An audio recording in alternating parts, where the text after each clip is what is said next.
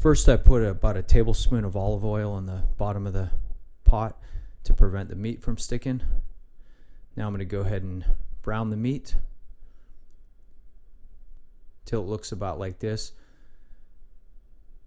Now, as you can see, I've got a large batch of chili, 6 pounds of meat to be exact. So I'm going to do it in batches.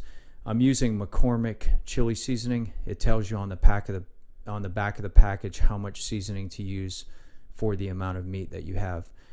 But I don't want to make the meat rubbery, so I don't want to boil it in the juices, and I just want to brown it and then simmer it later with everything else.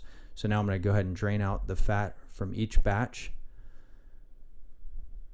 And then once I've done that, I'm going to go ahead and combine the rest of my meat in the pot. I've got my ingredients here. And if you've got any suggestions, if something that I've said doesn't sound right with chili, please let me know. And you can comment right on the channel. That would be easier to find for me than on Facebook or wherever you might see this video. Now, I don't drain any of my ingredients when I add them in there because I want plenty of juices for the chili to simmer. So I just put it all in with the juices, the diced tomatoes, the pinto or kidney beans, whichever you prefer. I would love to hear some of those family recipes if anybody has any particular ways that they like to cook chili or you've always done. This is just a way that I've found, but I'm definitely open to suggestions. So now I'm going to mix it all together. I'm putting in the McCormick chili seasoning now.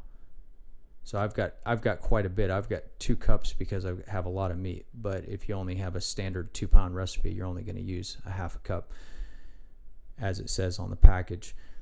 Now I'm adding in some paste picante. These are some of the additional ingredients that I've come to like to add over the years.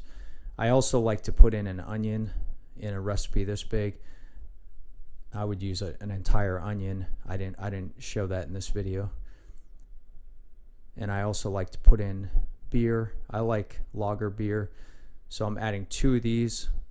Again, if you're only using 2 pounds of meat, you're probably only going to put in a half to 1 beer.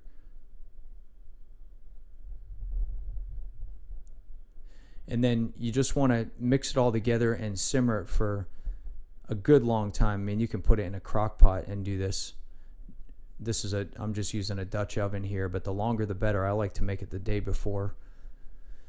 And you notice here it looks real watery, and that's the reason I like to make it a day before, because a lot of times the juices will rise to the top and it'll thicken overnight. And then you'll have some nice thick chili, but not too thick. It'll have just the right amount of juice, and this is the way that it'll look the next day.